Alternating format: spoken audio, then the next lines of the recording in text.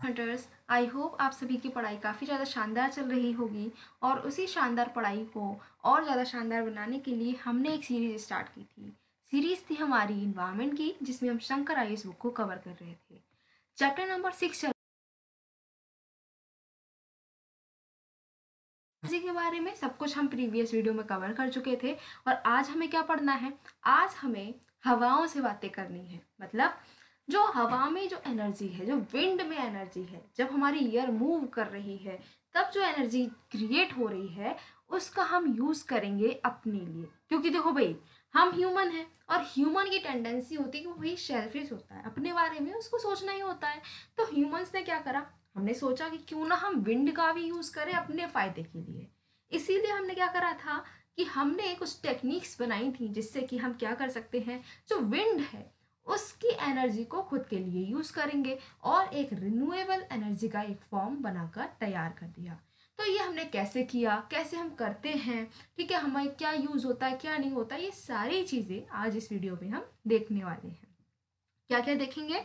Wind energy के बारे में पढ़ेंगे, विंड फार्म क्या होते हैं ये देखेंगे, विंड टरबाइंस क्या होती हैं इनके बारे में भी समझेंगे, ठीक है, विंड टरबाइंस के टाइप्स को भी देखेंगे और हमारी इंडिया में विंड एनर्जी के मामले में कितनी कैपेसिटी है उसको भी। सबसे पहले विंड एनर्जी की कि आखिर ये विंड एनर्जी क्या होती है। Wind energy is the kinetic energy. देखो, सबसे पहली चीज हमने क्लास 10th में 9th में ये सब पढ़ा था कि एनर्जी जो है कई तरीके की होती है, कि विंड एनर्जी मतलब विंड एनर्जी नहीं, हमने क्या पढ़ा था कि काइनेटिक एनर्जी होती है, पोटेंशियल एनर्जी होती है, हीट एनर्जी होती है। ये सारे तरीके की एनर्जी हमने पहले ही पढ़ी थी, ठीक है। कौन सी एनर्जी को कैसे हम कन्वर्ट करते हैं ये सब ऑलरेडी हम कवर कर चुके हैं। लेकिन प्रॉब्लम क्या है? प्रॉब्लम तो यही है ना कि हमें पहले की चीज़ें याद कहाँ रहती हैं। पहले तो बहुत कुछ पढ़ा था, इनफैक्ट जो कुछ हमारा सिलेबस ये सब हम ऑलरेडी बचपन में पढ़ चुके हैं, राइट। लेकिन अब हमें याद ही नहीं रहता। हमें तो ये भी याद नहीं रहता है कि भाई हमने परसों क्या पढ़ा था, है ना। इसीलिए यहाँ पर देख लेते हैं कि आखिर ये काइनेटिक एनर्जी क्या होती है। क्योंकि जब तक काइनेटिक एनर्जी ही नहीं पता होगी तो हम विंड एनर्जी की बात कैसे कर सकते हैं। देखो, काइनेटिक एनर्जी क्या है?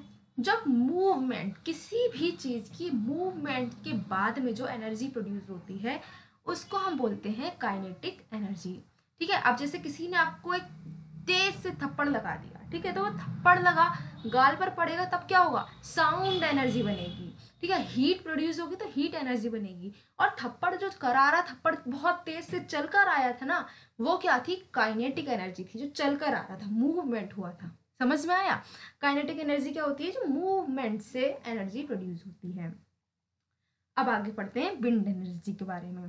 देखो, विंड क्या होता है? विंड जब एयर स्पीड से चलने लगती है तो हम बोलते हैं विंड चल रही है, राइट। विंड, ठीक है, बहुत तेज चलती है तो स्टॉर्म आ जाता है, राइट। तो विंड एनर्जी क्या है? काइनेटिक एनर्जी है, जो कि किससे एसोसिएटेड है? एटमॉस्फेयर में मिलने वाली एयर के मूवमेंट से। हवा जब बहने लगती है, हवा जब तेज तेज चलने लगती है तब विंड हो जाती है, और उससे जब वो चलती है तो जो एनर्जी प्रोड्यूस होती है उसको हम विंड एनर्जी बोल देते हैं। कैसी होती है? काइनेटिक एनर्जी होती है। Wind turbines transform the energy in the wind into mechanical power, further converting to electric power to generate electricity. अब बात क्या है? अब देखो, बात ये होगी, आप क्या बोलोगे, मैम विंड तो हमारी छत पर भी चलती है भाई, ठीक है, हम अपने गार्डन में बैठे हैं तब भी विंड चलती है। लेकिन ऐसा तो कभी नहीं हुआ कि विंड चल रही थी, हमने देखा कि हमारे घर की लाइट्स जल गई, हमारा पंखा चल गया, हमारा एसी चल गया। ऐसा तो होता ही नहीं है मैम। बिल्कुल सही है, विंड चलती है, उससे काइनेटिक एनर्जी प्रोड्यूस होती है। लेकिन अब बात ये है कि वो उस एनर्जी को ट्रैप तो हमें ही करना पड़ेगा ना। वो एनर्जी बह रही है, उसको ट्रैप करना हमारा काम है, और उसे ट्रैप करने के लिए ही हम विंड टर्बाइंस का यूज़ करते हैं। अब ये जैसे फोटो में भी आपको दिख रहा है, पीछे जो दिख रहा है ये विंड टर्बाइन है, ठीक है, ये यूज़ करी जा रही। विंड मिल का नाम सुना होगा आपने, ठीक है, बहुत ब्यूटीफुल लगती हैं, बहुत ऊंची सी होती हैं, आपने देखी भी होंगी कई लोगों ने भी। तो उन टर्बाइंस का हम यूज़ करते हैं जिससे कि जो विंड से बनने वाली एनर्जी है उसको हम ट्रैप कर सकें, फिर उसको कन्वर्ट कर लेंगे किसमें? इलेक्ट्रिसिटी में। किसका यूज़ करके? इलेक्ट्रिक पावर का यूज़ करके हम क्या करेंगे? इलेक्ट्रिसिटी में उसको कन्वर्ट कर लेंगे। और बल्ब तो भाई इलेक्ट्रिसिटी से ही चलेगा ना, बल्ब तो ऐसा नहीं है काइनेटिक एनर्जी से जल जाएगा। तो उस जो काइनेटिक एनर्जी थी उसका यूज़ करके इलेक्ट्रिसिटी बनाएंगे, फिर इलेक्ट्रिसिटी से चाहे आप अपना लैपटॉप चार्ज कर लो, चाहे फ़ोन चार्ज कर लो, बल्ब जला लो, पंखा चला लो, जो करना है सो कर लो, राइट। अब 5 नेशंस कौन कौन से हैं? Germany, USA, Denmark, Spain and India too. ठीक है, इंडिया भी है इसमें। उनके पास में वर्ल्ड की 80% विंड एनर्जी जो इंस्टॉल्ड कैपेसिटी है वो इन्हीं 5 कंट्री के पास में है। नाम आपको याद रखने हैं। देखो क्या कहा जा रहा है कि दुनिया में जितने भी आपकी जो विंड से बनने वाली एनर्जी है उसको ट्रैप करने की जो कैपेसिटी है, तो 80% कैपेसिटी सिर्फ 5 कंट्रीज के पास में है। प्राउड की बात क्या है कि इसमें हमारी इंडिया का भी नाम आता है। अच्छा ठीक है, 5 नेशंस के नाम आपको याद रखने हैं। इंडिया तो हो ही गया, उसका तो नाम आप कभी भूल ही नहीं सकते, नींद में भी इंडिया का नाम याद रहेगा ही। और कौन सी है भाई?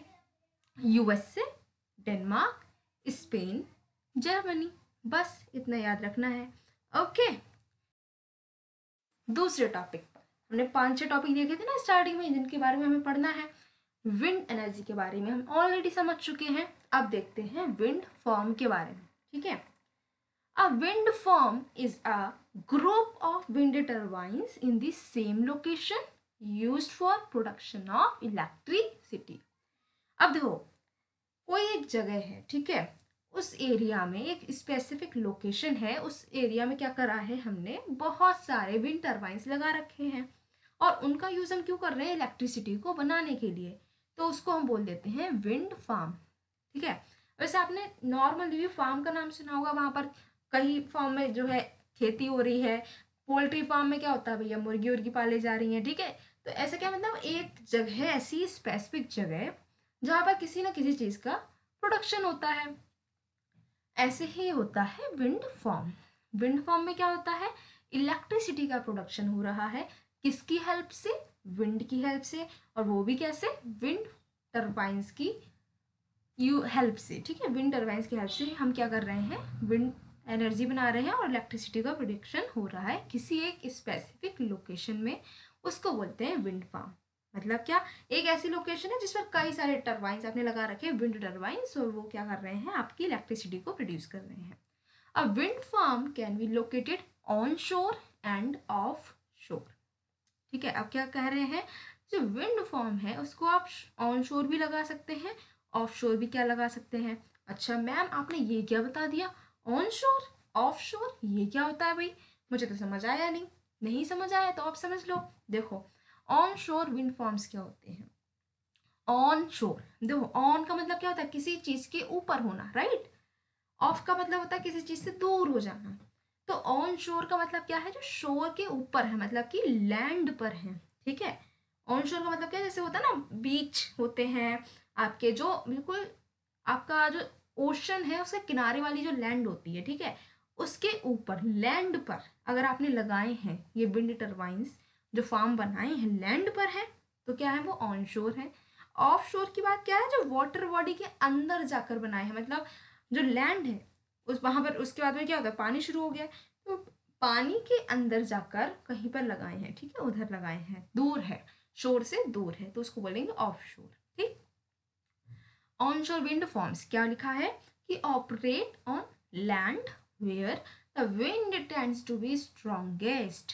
देखो अब हमें क्या चाहिए? ऐसी जगह पर अगर हमने लगा दिए विंड टर्बाइन जहाँ पर भाई हवा चल ही नहीं रही, तेज कभी हवा चलती ही नहीं है, तो क्या होगा? हमें तो कोई फायदा होगा नहीं, इलेक्ट्रिसिटी बनेगी ही नहीं, बनेगी भी तो बहुत कम।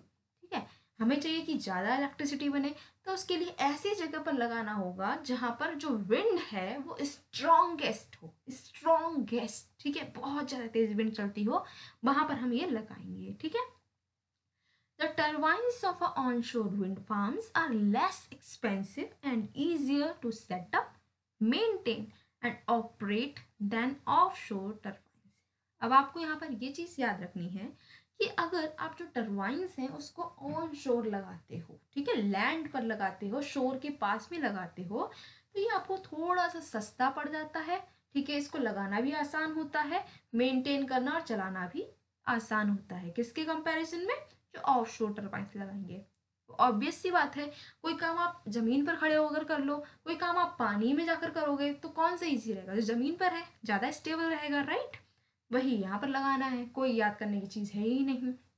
नेक्स्ट, ये तो पढ़ा था ऑनशोर विंड फार्म्स के बारे में। अब देखते हैं ऑफशोर विंड फार्म्स के बारे में। Construction of wind farms in large bodies of water, ठीक है, बहुत बड़ी बॉडी। ऐसा नहीं है कि आपने अपने घर के बाहर जो नाली है उसमें लगा के कर दिया काम। घर के बाहर नाली में नहीं बन जाएगी ये आपकी विंड एनर्जी, ठीक है। ये कहाँ पर बनेगा? जो लार्ज वाटर बॉडीज होती हैं। स्विमिंग पूल में भी लगाकर काम नहीं चल जाएगा कि भाई मेरे घर में स्विमिंग पूल है, वहां से मैं आप विंड एनर्जी बनाने बैठ जाऊँ, मैं तो विंड एनर्जी बनानी सीख लिए, शंकराइज बुक कवर कर लिए। ऐसा नहीं होगा, ठीक है। कहाँ बनेगा भाई?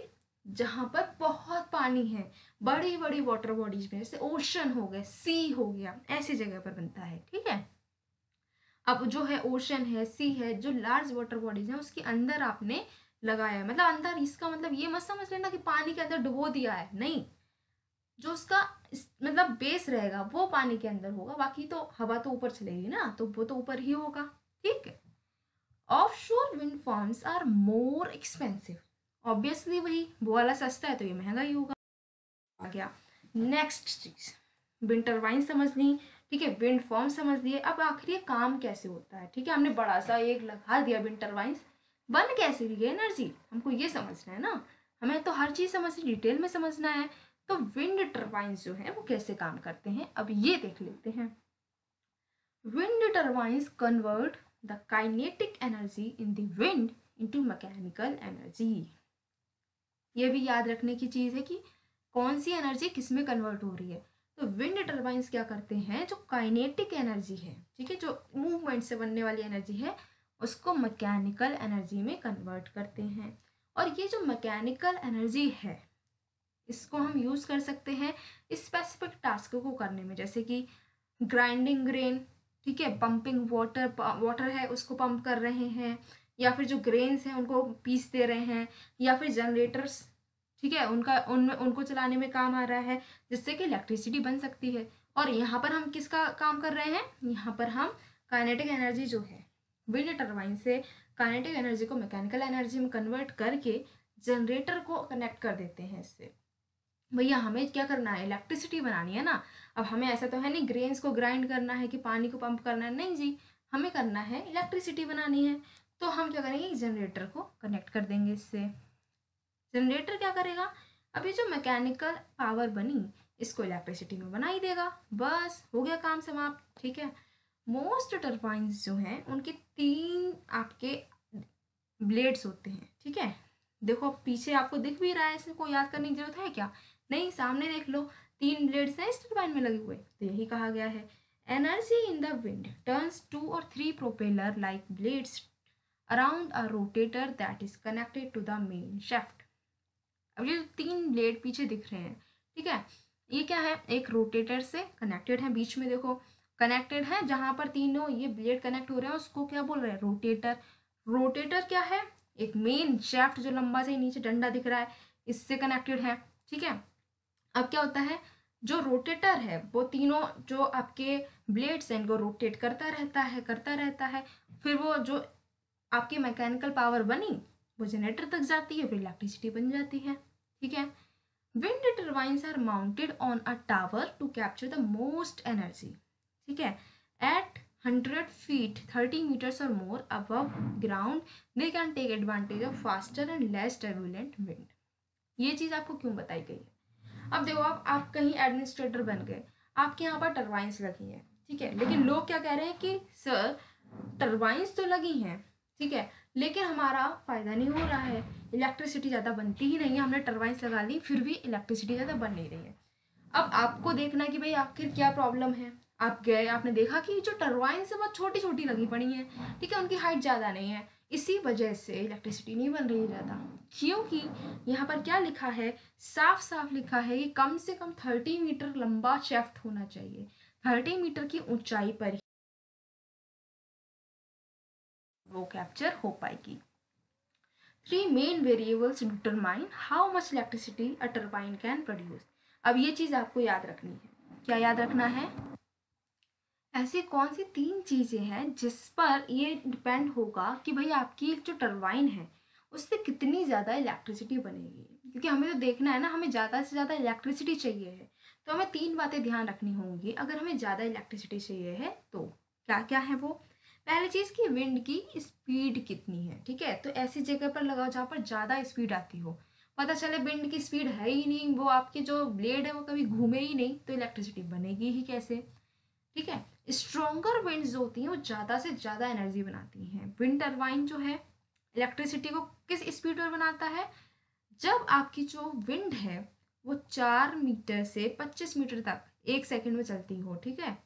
1 सेकंड में 4 मीटर चलती हो, उससे ज़्यादा ले जाओ 25 मीटर तक अगर हवा चल रही है, तब जो है आपकी एनर्जी बहुत ज़्यादा बनेगी, ठीक। तो पहली चीज़ आपको क्या याद रखनी है कि विंड की स्पीड कितनी है, सबसे ज़्यादा इसी चीज़ पर डिपेंड करता है। दूसरी चीज़, ब्लेड की रेडियस कितनी है। रेडियस तो आपने पढ़ा ही होगा मैथ में, देखो 10th तक तो मैथ सबने ही पढ़ी है, उसके बाद चाहे पढ़ो या ना पढ़ो, तो इतने में हमने इतना तो जान ही लिया था कि आखिर रेडियस होती क्या है, ठीक है। वो एक होता है ना जो आपका डायमीटर होता है सर्कल का, उसको आधा कर दो तो रेडियस बन जाती है, ठीक है। तो वो रेडियस कितनी है ब्लेड की, ठीक। तो ब्लेड कितना एरिया घेर सकता है, इतना समझ लो हिंदी में। तो क्या बोला गया है कि ज़्यादा अगर रेडियस है, जितना ज़्यादा एरिया घेरेगा आपका ब्लेड, तो उतनी ज़्यादा एनर्जी प्रोड्यूस होगी। Doubling the blade radius can result in 4 times more power. जितना बड़ा आपका ब्लेड है इस टाइम पर, उसको अगर आप डबल कर दोगे तो 4 गुना ज़्यादा आपकी इलेक्ट्रिसिटी बनेगी, ठीक है। तो कितनी फ़ायदे की बात है, ये चीज़ याद रखनी है। थर्ड क्या है, एयर की density. Heavier air exerts more lift on our rotator. Air density is a function of altitude, temperature, pressure. High altitude location can have lower pressure and lighter air, so they are less productive turbine locations. देखो क्या कहा गया है, जितनी ज़्यादा आपकी air heavy होगी उतनी ज़्यादा इलेक्ट्रिसिटी बनेगी, ठीक है।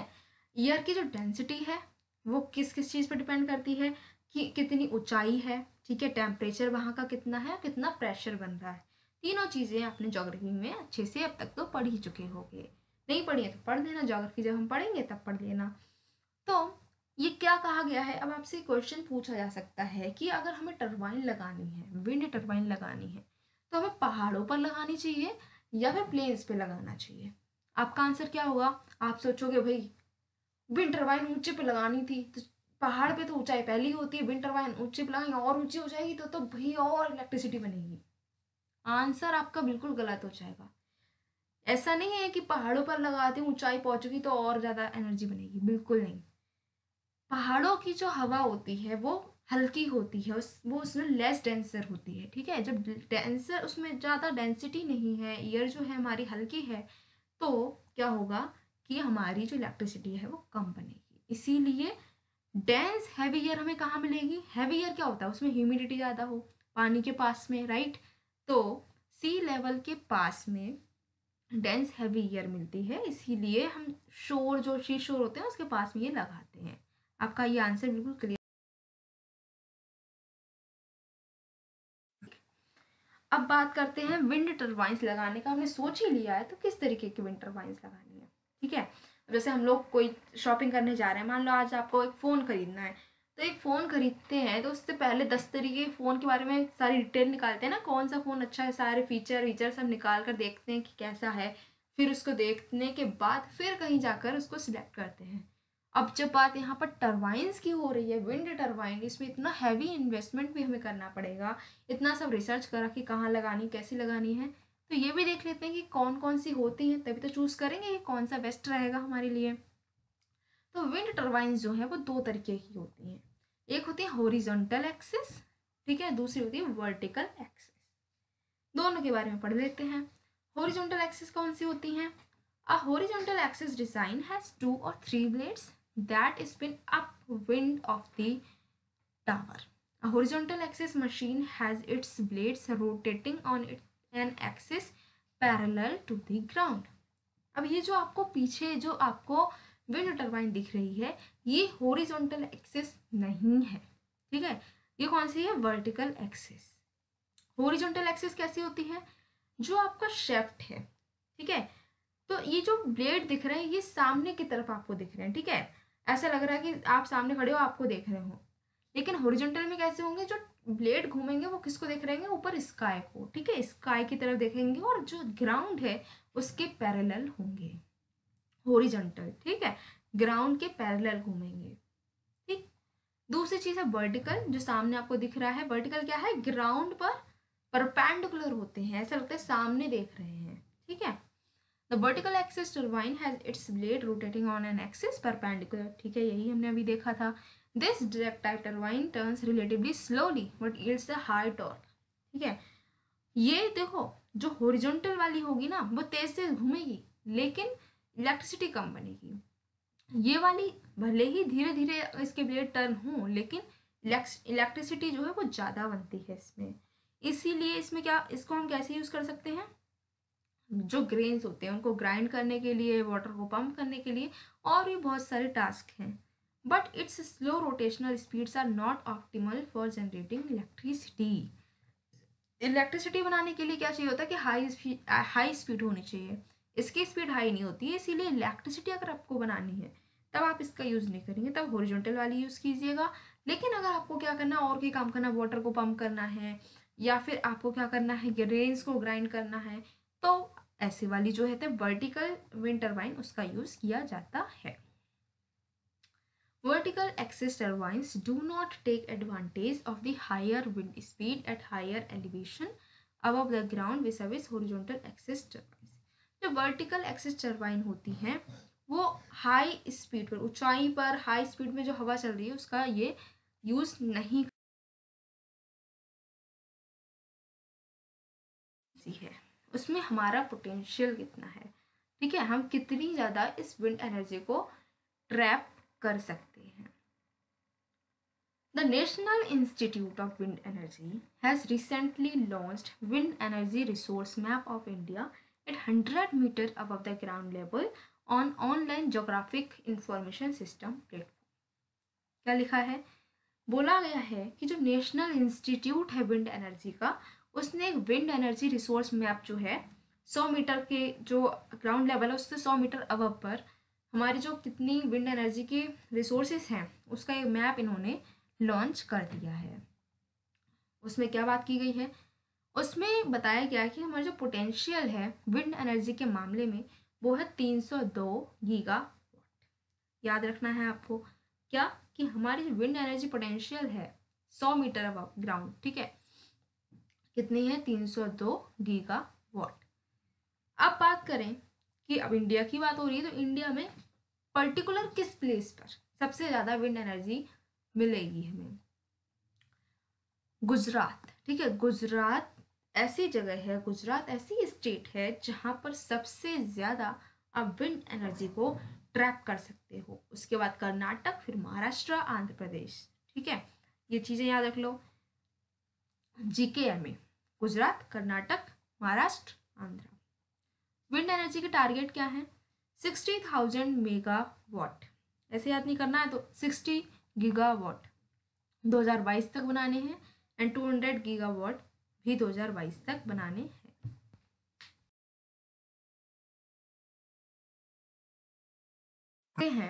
कि हमारे इंडिया में पोटेंशियल था वो, तो कि हम कितना कर सकते हैं, बात करते हैं हमने करा कितना है, ठीक है, कितनी कैपेसिटी ऐसी है जो हमने इंस्टॉल कर ली है। तो तमिलनाडु जो है उसने सबसे ज़्यादा इसका यूज़ किया है। देखो पोटेंशियल किसके पास में ज़्यादा है, गुजरात के पास में, लेकिन इसको ट्रैप किसने सबसे ज़्यादा किया है, तमिलनाडु ने। कितना करा है, 7200 मेगावाट। उसके बाद महाराष्ट्र ने 4000 megawatt, Karnataka 2700 megawatt, Rajasthan 2700 megawatt. लेकिन क्या ये हमें याद करना है, the answer is no. Why, क्योंकि ये हर दिन भाई बढ़ता जा रहा है, ये डेटा हर दिन बढ़ता जा रहा है। ये जो डेटा दे रखा है ये काफ़ी पुराना हो चुका है, बुक जब हमारी प्रिंट हुई थी उस टाइम पर ये डाटा था, ठीक है। अब क्या है, अब तब तक क्या इन स्टेट्स ने कुछ काम ही नहीं किया है क्या, भाई किया होगा, राइट, जब किया है तो ये इनकी कैपेसिटी भी बड़ी होगी। इसीलिए हमें लेटेस्ट डेटा अगर याद रखना है तो लेटेस्ट डेटा याद करो, अदरवाइज याद करने की जरूरत भी नहीं है, ठीक है। आंध्र प्रदेश, मध्य प्रदेश, केरला जो है माइनर प्लेयर्स हैं, 1000 मेगावाट से कम इन्होंने है। अब जब विंड एनर्जी इतनी इम्पोर्टेंट है, ठीक है, हम भाई इतना ज़्यादा काम कर रहे हैं, हर जगह इसी बात की चर्चा होती है कि भाई रिन्यूएबल एनर्जी में काम किया जाए, ठीक है। इतना ज़्यादा काम हम कर रहे हैं रिन्यूएबल एनर्जी की तरफ, तो विंड एनर्जी वो उसी में एक है। तो इतनी इंपॉर्टेंट है, तो क्या हमने इसके लिए कोई पॉलिसी नहीं बनाई? भाई ऐसे तो हो ही नहीं सकता कोई इंपॉर्टेंट चीज़ हो और उससे पॉलिसी बनी ना हो। तो बनी है, इसके लिए भी एक पॉलिसी बनी है, 2015 में बना दी गई थी। पॉलिसी कौन सी है? नेशनल ऑफ शोर विंड एनर्जी पॉलिसी 2015। किसने बनाई है ये भी देख लो। ये बनाई है ministry of new and renewable energy ने, ठीक है। ये नोडल मिनिस्ट्री है इसकी। क्या करेंगे भाई इसमें? जो ऑफशोर एरियाज हैं एक्सक्लूसिव इकोनॉमिक जोन के अंदर, ठीक है। एक्सक्लूसिव इकोनॉमिक जोन आपको पता ही है, ठीक है। उसके अंदर जो आपका ऑफशोर एरियाज है, ठीक है, वहां पर क्या होगा, आप वहां पर विंड एनर्जी को ट्रैप करेंगे। ये जो विंड टर्बाइंस है ये सब लगाएंगे। And the national Institute of wind energy, उसको ऑथोराइज किया गया है, एक नोडल एजेंसी बनाया गया है उसको। क्या काम करेंगे ये जो विंड एनर्जी है, ऑफशोर विंड एनर्जी पूरे देश में उसको डेवलप करेंगे। And to carry out allocation of offshore wind energy blocks, coordination allied functions with related ministries, ठीक है। अब देखो कोई भी काम होता है तो सिर्फ एक मिनिस्ट्री नहीं करती, उसको भाई दूसरे जो मिनिस्ट्रीज हैं उनसे भी काम पड़ता है, उनसे भी कंसल्टेशन करनी पड़ती है, कोऑर्डिनेशन होना चाहिए। तो ये सब काम भी दिया गया है, ठीक है। यहाँ पर दो चीज़ों का नाम आपको याद रखना है। पहला क्या? Ministry of new and renewable energy, वो नोडल मिनिस्ट्री है। किस बात के लिए? जो एक्सक्लूसिव इकोनॉमिक जोन है ऑफशोर एरियाज में, वहां पर जो विंड एनर्जी लगानी है उसके लिए, ठीक है। दूसरी है आपकी, दूसरी बॉडी का नाम क्या है? National Institute of wind energy. वो नोडल एजेंसी क्या है? जो ऑफशोर विंड एनर्जी है पूरी कंट्री में उसको डेवलप करने के लिए। स्पेशल इकोनॉमिक जोन जो है, ठीक है, एक्सक्लूसिव इकोनॉमिक जोन, वहां पर कौन है? Ministry of new and renewable energy. बाकी इसके अलावा जो जगह है वहां पर कौन है?